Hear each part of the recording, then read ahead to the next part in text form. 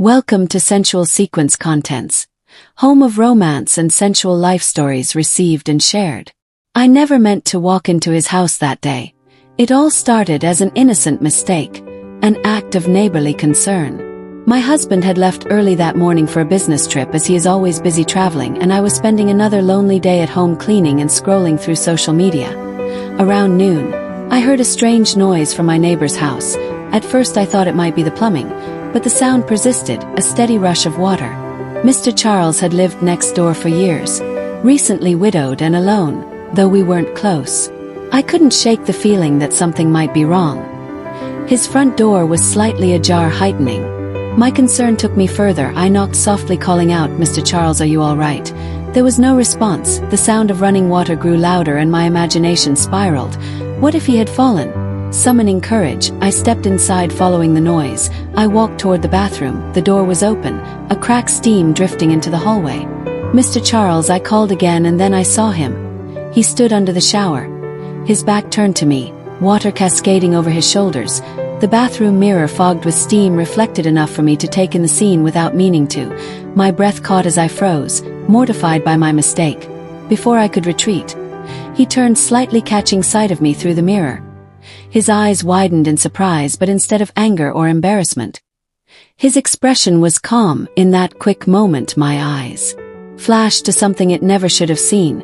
The width of it in its flaccid state made me gobble inwardly. He quickly grabbed a towel, wrapping it around his waist as he stepped out of the shower. I'm so sorry," I stammered. "I heard the water and thought something was wrong." He chuckled softly. "No harm done. I should have locked the door. You were just being kind." His response disarmed me. "I'll leave," I mumbled, backing away. "I didn't mean to intrude." As I turned to go, he said gently, "Wait, thank you for checking on me. It's nice to know someone cares." His words lingered with me long after I returned home. I told myself it was just a fleeting moment, but deep down I knew something had shifted. The days that followed were marked by a strange mix of curiosity and unease. I avoided crossing paths with Mr. Charles, feeling too embarrassed to face him, yet I couldn't get the image of him out of my mind. It wasn't just the way he looked at and the size of what he was endowed with. It was his calmness, his kindness. He hadn't been angry or uncomfortable, just understanding. One afternoon, as I was watering the flowers in my backyard, his voice startled me. "Looks like you've got a green thumb," he said with a smile, leaning against the fence. My first instinct was to mumble something and retreat, but his tone disarmed me. "It's more of a battle than a skill," I replied, forcing a light laugh. "You're doing better than I would. My wife was the one with the talent for these things," he said, his expression softening.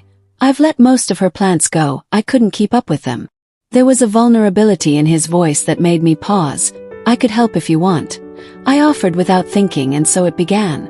I'd spend an hour or two in his yard helping him tend to overgrown shrubs and neglected flower beds. He would join me, sharing stories about his late wife and his years as a teacher. His voice had a way of drawing me in, warm and steady like a comforting tune. At first it felt purely innocent, two neighbors sharing a connection, but the way he looked at me sometimes lingered longer than it should. I couldn't deny the way my heart skipped when his hand brushed mine one rainy evening. I found myself at his door with a plate of cookies I'd baked to distract myself. When he opened the door, his smile was warm. "For me?" he asked, gesturing to the cookie. "Just thought you might like something sweet," I said, feeling foolish. He invited me in, and before long we were sitting in his cozy living room. The warmth of the fire contrasted with the chill outside. We talked as we always did about everything and nothing, but tonight felt different. There was an intimacy in the air that neither of us acknowledged, but both of us felt it. He invited me for dinner the next day, and I told him I would think about it. "Well, if you see me tomorrow, then it's a yes, and if you don't, then it was a well-thought no," I replied. The next day evening, I thought long and deep before deciding to do what my heart wanted. I wore my best gown and went over to his place, and as I rang the bell, he came out topless. My head went down immediately, and in a shy voice, "Are you not ready for me?" I said. He smiled, showing me the table he already did set up. "I was dressed up, and when you didn't show you, I thought you went for the well-thought-out no," he said. We both laughed, and he went back to his room to put something on. As I set my glass down on the coffee table, our hands collided, and instead of pulling away, we froze. I looked up to find his eyes on mine, searching, questioning. "You don't have to stay if you're uncomfortable," he said quietly. "I'm not uncomfortable," I whispered. Before I could stop myself, he leaned closer and I didn't move away. The space between us dissolved, and when his lips met mine, it was gentle at first, almost cautious, but the moment quickly deepened. I knew it was wrong. Every fiber of my being screamed that this shouldn't be happening, but in that moment nothing else seemed to matter. Only the way his touch made me feel seen, desired, and alive. My hands found its way down to his pants, just to feel it, and when I did, I almost lost myself completely as I gasped out a certain sound. Quickly, I found my composure and had to remind myself that I was married, and then slowly my mind had to let go of the moment, even when my body fought vigorously for a continuation. I detached myself completely, and when it was over we sat in silence. "I never wanted to complicate your life," he said softly. The days that followed were a blur of guilt and longing. Mr. Charles and I avoided each other at first, as if pretending it hadn't happened could erase it, but the silence was unbearable. One evening I found myself at the fence and he was already there waiting. "I've been thinking about us," he said, "and I don't want to hurt you or your life." "Neither do I replied, though my voice faltered. "We move on, we forget this never happened," he said, taking my hand briefly. Forgetting wasn't as easy as saying the words. Months passed and life returned to normal, but the memory lingered. Some connections, no matter how fleeting, change you forever. Hi guys.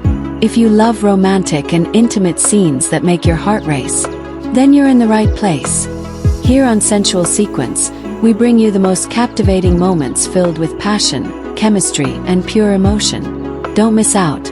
Hit that subscribe button and turn on the notification bell so you never miss a new upload. Let's build a community that appreciates the art of love and connection. Subscribe now and let's dive into the world of romance together.